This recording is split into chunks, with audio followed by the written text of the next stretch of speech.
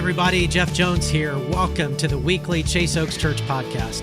Before we dive in, I want to encourage you to subscribe to our YouTube channel and download the Chase Oaks Church app.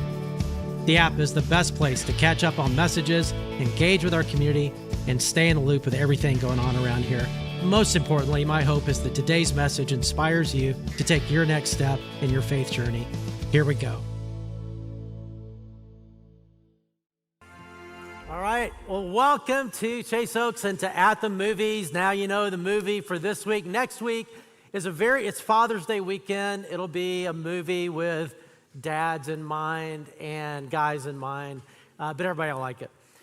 This week, though, Inside Out 2, which was quite a phenomenon. It came out last year, has grossed $1.7 billion over that year, the highest animated film of all time. And so when you think about, well, that struck a nerve, yeah, it really struck a nerve. And you think, well, why did it take off like that? And yes, it's well written, and it's well acted, and it's well animated, but there's other movies that could say that. I think the reason this one became such a phenomenon is because of the theme.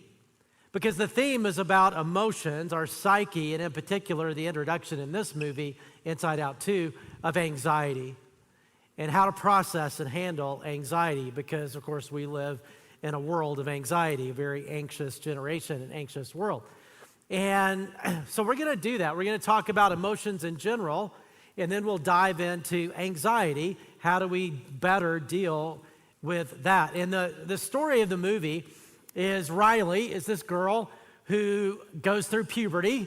And as she goes through puberty, there are new emotions that are introduced, more complex emotions introduced into her life that try to take over, eventually do take over. And Joy, who's been the emotion in control of her childhood, she's not the only emotion in the control room, but anger is there, and disgust and fear. But she's the one that has processed everything. She's the one that keeps Riley happy and in a positive space. And then all that other stuff happens. And Joy is my favorite character in the movie. You can put her picture up there. Peter tonight is trying to look like Joy. I don't think we're going to get there it is. And Joy is carefully kind of curating her experiences and her memories and the emotions she experiences to keep everything positive, to keep her happy, and to keep all the negative stuff out, which I can relate to. We'll talk about that. Sounds more healthy than it is, but let's watch. So you see what Joy's up to, right? Keep the best, toss the rest. And which to me is like, yeah, why not? Let's put all the negative stuff we're not gonna think about that right now. But what you see in the movie is that's not a winning strategy for very long, right? Because that stuff doesn't just go away. Right? It's there. And healthy people process things that may not be so, all emotions are actually healthy and good. And that's something I've shared before. I've had to learn. I remember a counselor when I was in graduate school, and he drew this circle. And in that circle, he put different emotions like anger and disappointment and happiness and joy and there were positive ones, good ones, and grief and sadness and all this stuff, all mixed together. And he said, that's actually not it yet, so put that down. And he said, so all these emotions are actually godly emotions, like God experiences all of these. But somewhere along the line, Jeff, you decided to just cross off the ones that you don't like. And so happiness and joy, okay, you'll do that. The other stuff, you just sort of toss or stuff or whatever, like anger or sadness or disappointment. And okay, optimism, I'm an optimistic person, upbeat person. You think, oh, that's great. You have a silver lining for everything. But he said, actually, that's not godly. It's actually godly to process all emotion. And he said, not only that, but you don't let other people do it. Like when other people are in that mode, you sort of try to get them out of it instead of sitting in it. You get them out, oh, it's okay, so you lost your job. Well, look at all the free time. Go play golf. It'll be great, whatever.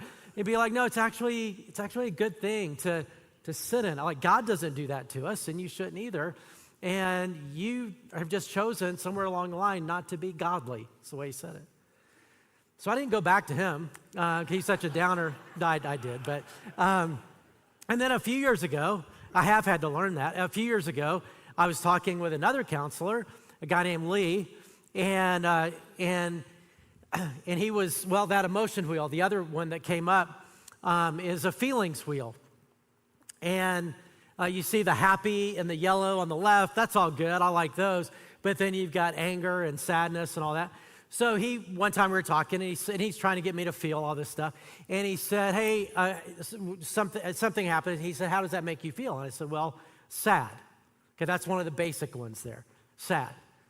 And I was really proud of myself for saying that. And he said, well, that's a good start. Now let's dig deeper.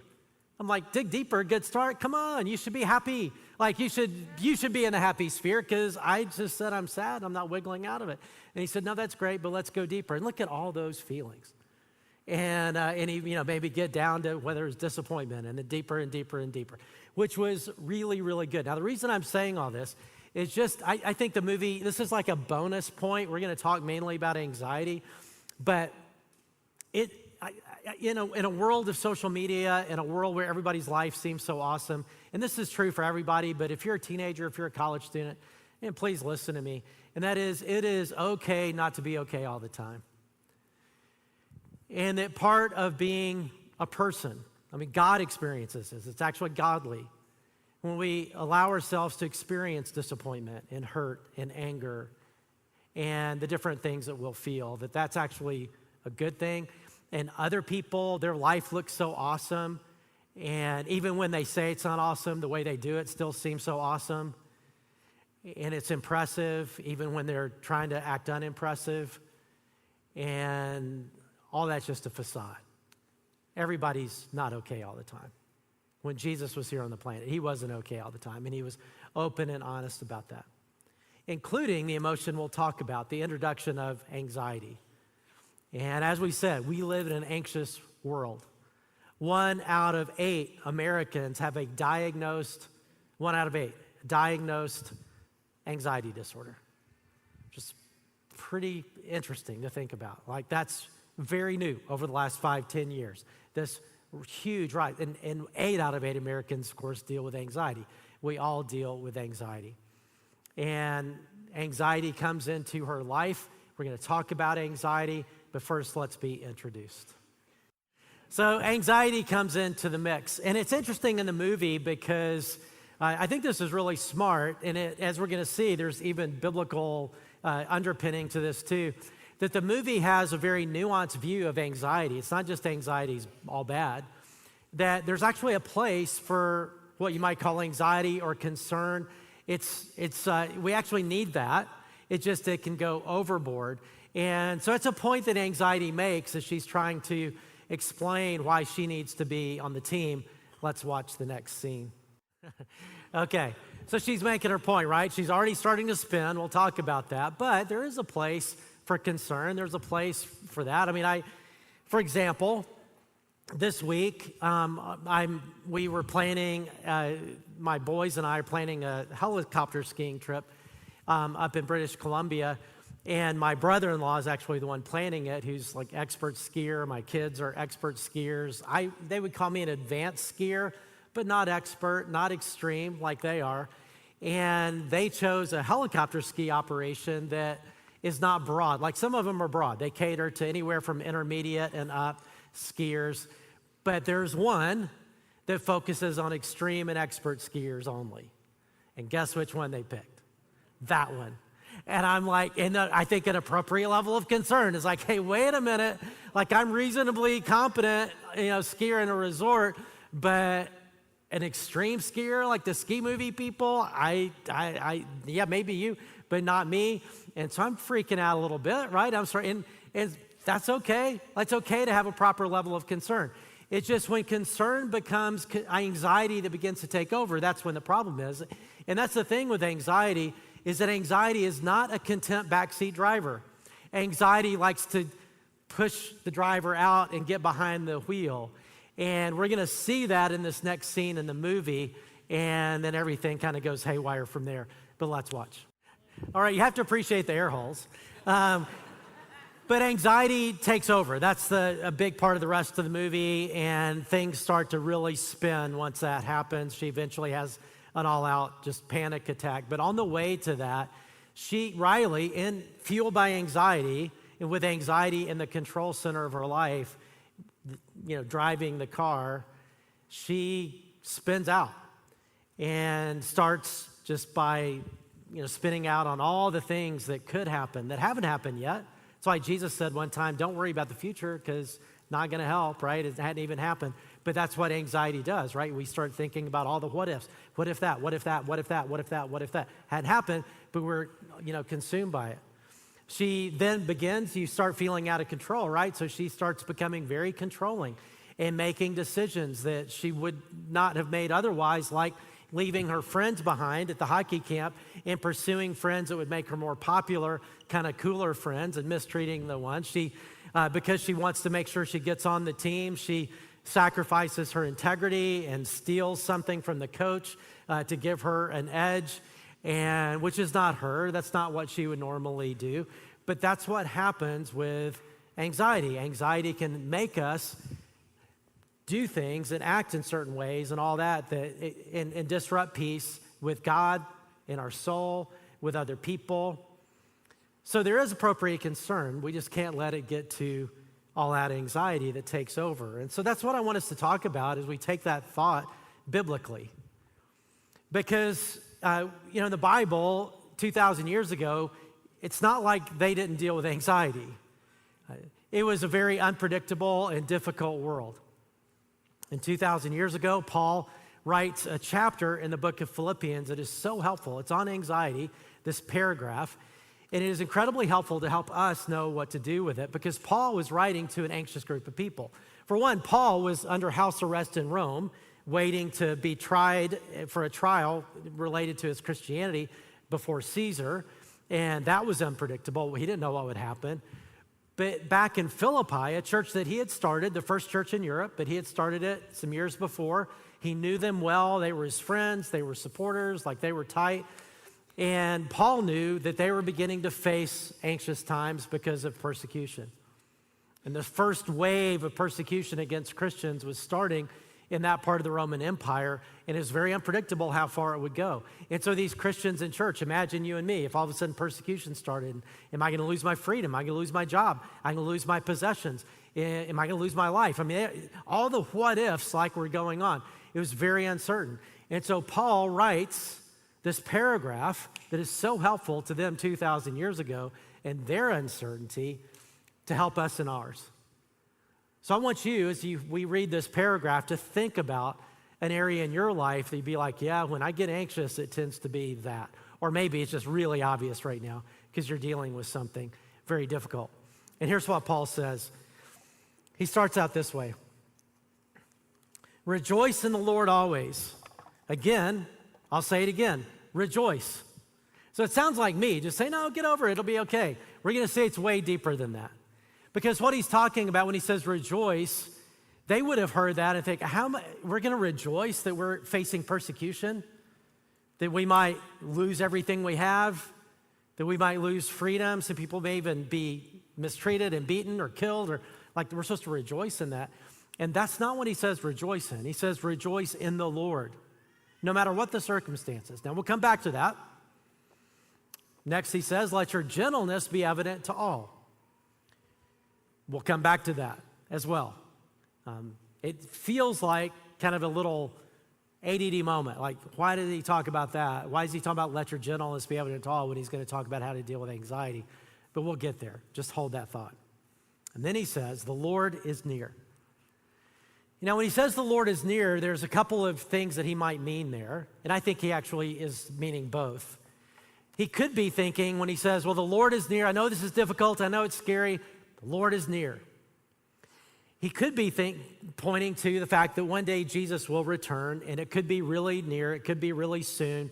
And he's saying, just hang in there. I know it's difficult, but the Lord is near. He could come at any time. That's possible. He could also be saying, and I think there's a little bit of both, but I think it's primarily the second one, that what he's saying is, Hey, I know this is difficult, but you are not on your own. The Lord is near. In fact, he is with you. He is in you. He's closer than close. He is not up in heaven indifferent. He is in control. He is with you. He has your best interest at heart. He is with you and for you. You are not on your own. You may feel like you're on your own, that everything's out of control. It's not. The Lord is right in it. He's right in it with you. And then, our key thought here.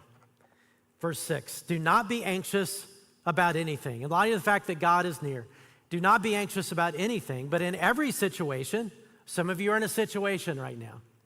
In every situation, by prayer and petition, with thanksgiving, present your request to God, and the peace of God, which transcends all understanding, will guard your hearts and minds in Christ Jesus. So Paul, for those who are anxious, he says, well, don't be. So we can go home. Just stop it. Don't do it anymore. Is that helpful? All right, and Paul knows what I'm talking about. If it were that easy, right? You're anxious, well, just stop. Stop doing that. Don't do that anymore. He's actually going to help us. He's going to tell us, okay, here's what to do. Here's how to move from that anxious spot. But again, remember how I said that the Bible has a pretty nuanced view of anxiety. This passage does a great job of illustrating that.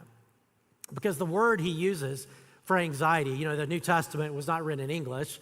Originally, it's written in Koine Greek, translated in English. So the Greek word is marumna. And when he says, do not be anxious, do not have marumna about anything. But that word he uses multiple times in his writings. For example, in 2 Corinthians, one time he's talking about a very difficult time in his life as a pastor and leader. He says, besides everything else, I face daily the pressure of my marumna, my concern for all the churches. He's saying, I have marumna, I have stress because of marumna for the churches, and he's not apologizing for it. It's not bad that he has marumna for the churches, that he has concern for the churches. He should have concern for the churches. It's actually not a bad thing. It's actually, we should have some marumna. We should have some concern for things going on in the world, things going on in our life, certainly things going on in other people's lives. In fact, earlier in Philippians, Paul uses the same word marumna in a very positive way, talking about Timothy. Timothy was one of the people on Paul's ministry team that had been with him in Philippi. And he says to the Philippian church, Timothy's the only one on my team that I think really has the right kind of genuine marumna for you, Philippians. And that was a good thing. Like he's got genuine concern, genuine marumna for you. In 1 Corinthians, he tells Christians, that's you and me if you're a Christian, that we should have marumna for one another. That when something is going on in somebody's life, I should not be indifferent. I should have marumna. It should matter to me. I should be concerned. I should care. I should interrupt my life to reach out, to pray, to help, to do whatever I can do, motivated by marumna. And so here Paul says, well, don't have marumna about anything. You're like, well, what are you talking about? Which one is it? Because you have it. Timothy has it. You say we should all have it for each other. And now you say we shouldn't have it. And here's what I think he's saying. Is that when marumna is good. Having concern is good. But when it gets to a place that could be translated anxiety, when we allow marumna to begin to control us, to get in a way that it turns into anxiety, and we start spinning out and thinking about all the what ifs and all that kind of stuff. We allow marumna to be in the driver's seat, it's not going to be a good situation. There's a place for marumna, that's not the place. So how do we keep marumna from becoming anxiety? Appropriate concern from becoming something way more than that. And that is how the passage is so helpful. So what does he say? He says, do not be anxious about anything, but in every situation, by prayer and petition, with thanksgiving, present your requests to God, and the peace of God, which transcends all understanding, will guard your hearts and minds in Christ Jesus. A short way to say that, that's memorable, that I hope we can all remember when some of you may be anxious about something right now. If not, you will be tomorrow or sometime. It's an anxious world. That when anxiety creeps in, and we feel marumna becoming something more than that, what Paul is saying is do this, to name it and trade it. Let's all just say it together. Name it and trade it. Name it and trade it. One more time, name it and trade it, because I don't want us to remember that. Like when we start to spin in anxiety, to name it and then trade it. To turn it into a prayer request, meaning we name it. God, this is what's going on. Here's what I'm asking you to do. So that we can then trade that. We give something to God and we receive it. For the trade, let's talk about naming it. It's really a powerful thing to name our anxiety and turn it into a prayer request. Because when we name it, it puts boundaries around it. We can then, it's not just general anxiety. We start to spin out and we're worried about all the what if that, what if that, what if that, what if that. But it just forces us to say, okay, all that stuff is not even real. But God, this is what's real. This is what I'm concerned about. And this is what I'm asking. So let's say around your company, there's rumors, or maybe not even rumors, they've announced there's going to be layoffs. And you know that there's a number of people are going to be laid off, right? And of course, you're going to have merimna. I mean, you're going to have concern. You're not just be like, oh, well, whatever. No, you'll have merimna that could easily become anxiety that takes over and begins to spin you out, right? And so when that starts happening, to say, okay, God, let me think about what I'm worried about or what really is real here. Because our minds will go all, what if I get laid off? What if I don't find another job? What if I'm unemployed for 10 years? What if I lose my house? What if I'm on the street? What if my kids leave me? All this stuff, right? That we to think, no, wait a minute. God, I'm concerned about this. I'm going to pray that I don't lose my job. If I do, that you'll help me through this and know that you're ultimately my provider and you've promised to do that. And so God, I'm going to turn this merimna before it spins out into a request that I then give to you. It's powerful to name it. But then when we name it, to trade it, which means to give it away and receive something else. A trade. I mean, the kind of trade, like you remember when you were in school, maybe let's say picture you're in the cafeteria and your mom has packed you a lunch and you look in it and it's a bologna sandwich, Wonder Bread, American cheese, and mustard. And you look across the table and your friend got lunch in the cafeteria and it's pizza. And you're thinking, how can I market my bologna sandwich in a way that I can fool this bozo into giving me pizza, right? That would be a good trade. Or maybe you've got an orange and your friend has a Twinkie. And how are you going to market your orange to try to get to that Twinkie, right? It's a better trade. In this case, way better trade. Because what it's talking about is to trade our merimna, our concern, for God's peace. Now that's a good trade, right? But what does that mean? What does that look like? Well, there's something we give so that we can receive. So let's talk about giving it.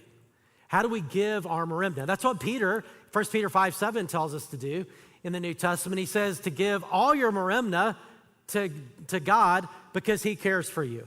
He's not indifferent. He wants it. He's like, give me your merimna. Because we can't do anything about anything, but he can.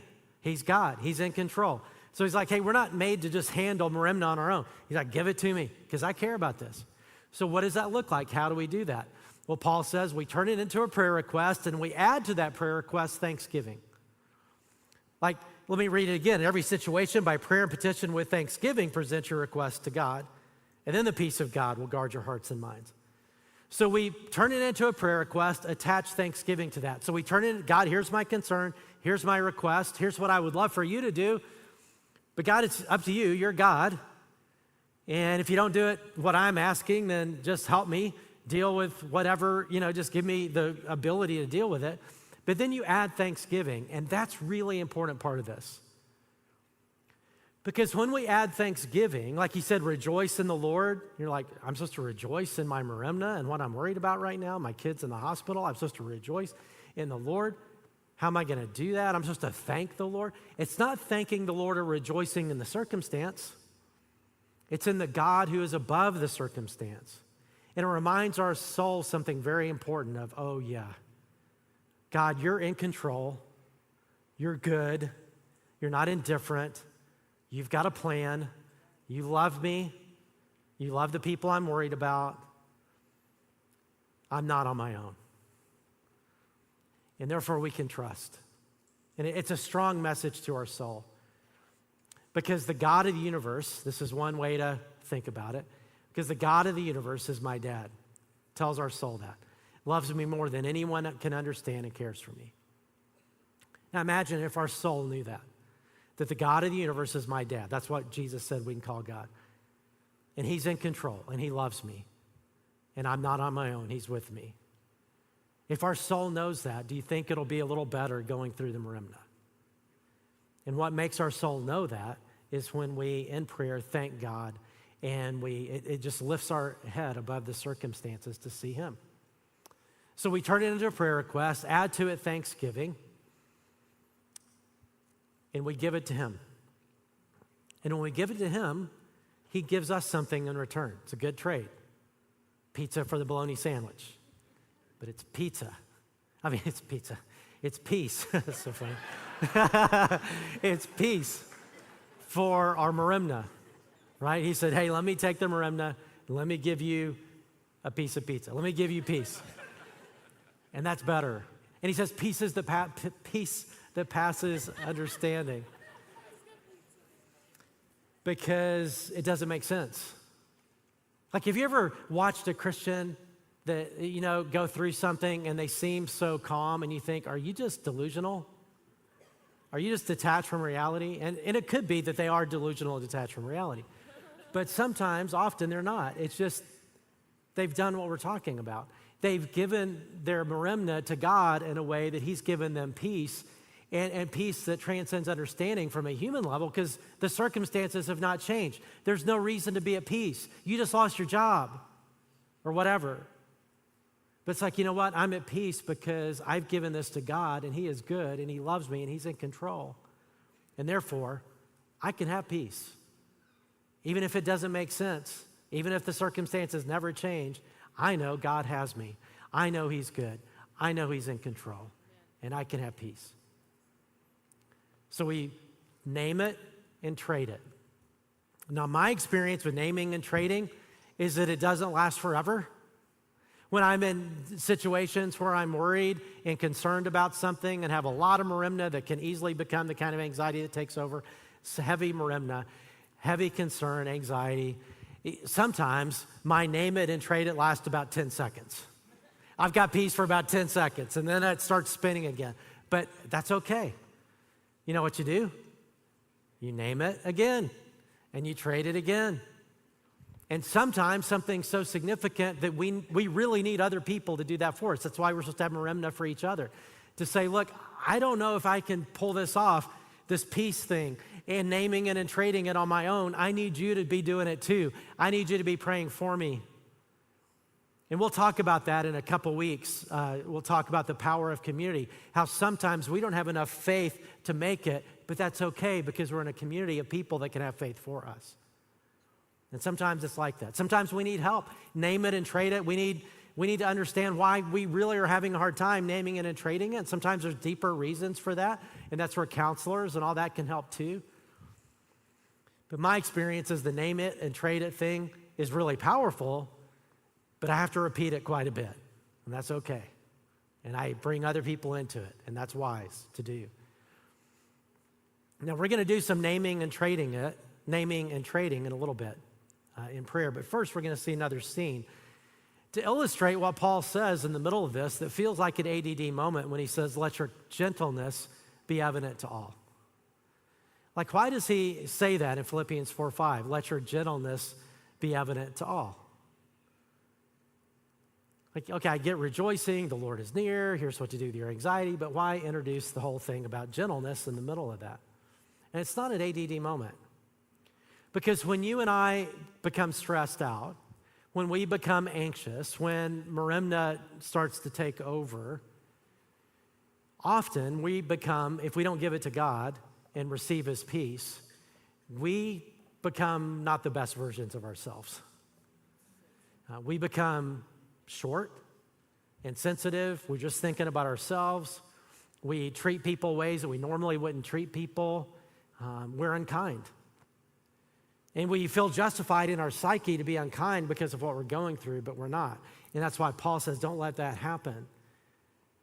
Don't lose peace with God. Don't lose peace in your soul, and don't lose peace with people closest to you. And it's easy to do that. And sometimes part of what we have to do is to say, you know what, yeah, I want peace with God, but God, there's some things I probably have to do some repair. I love this little scene in the movie that illustrates that. So in the movie, the scene that we're going to see is Riley is just coming down from a panic attack. She's just done something really mean to one of her best friends, and she's been mean to both of her best friends, and there's this, she's been unkind in her stress and in her anxiety, and then this scene. Forgiveness is a powerful thing, right? And often it starts with admission. I'm so sorry. I know it may take time to forgive me, but I hope you can. I'm sorry. I was a jerk. No excuse. I'm sorry. And for people who've been in prolonged stress, especially prolonged anxiety, it's easy to have casualties in our relationship. And so in addition to, we're going to pray and name it to God, our anxiety, and trade it. But I also want us to think about, God, are there people in my life that I need to go to and make it right? And I need to, God, I need your help to be kind and to be gentle, even though I'm stressed. Give me peace with you, peace in my soul, and peace with other people. So with that in mind, let's bow our heads together in prayer.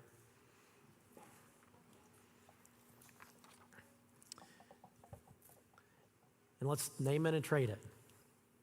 So I want you to think about something, a merimna in your life right now, a concern. Could be all that anxiety or just a concern, I don't know, but pick something. And name it. Turn it into a prayer request. Say, God, here's what my merimna, here's what it is. And Lord, this is what I would love for you to do in that situation.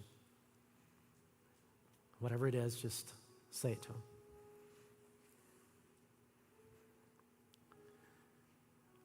And God, whatever you choose to do, help me right now, give that merimna to you. That's what you say, give it to me because I care for you. So God, help me really give it to you because you're the only one that can do anything about it anyway. So God, let me give it to you. And would you give me in return your peace? As I think about you with thanksgiving, knowing that you're God and that you're good and you're in control, God, would you let that sink into my soul in such a way that I can actually have peace? Peace that doesn't make sense because circumstance is still not great, but I'm just going to trust you with it. Help me do my part. Help me trust you for what I can't control and have peace. And then I want you to think about peace with other people. And are there people that God brings to mind, somebody that God brings to mind to say, you know what, I have not been kind. I've not been gentle. I've not been loving. I've not been generous in heart. And just confess that to God. Say, God, I'm sorry. It's not who I want to be. And then let me encourage you just to ask him to say, God, would you help me make that right? To reach out to that person and say, I'm sorry. Father, thank you that you really do want peace in this anxious, fractious world. It's possible to have peace. Peace with you, peace in our heart, peace with other people. And would you lead us on a path of peace? Thank you that you let us know what we can do with our merimna. And God, I pray you just help us continue to name it and trade it and be gentle and kind. In Jesus' name, amen.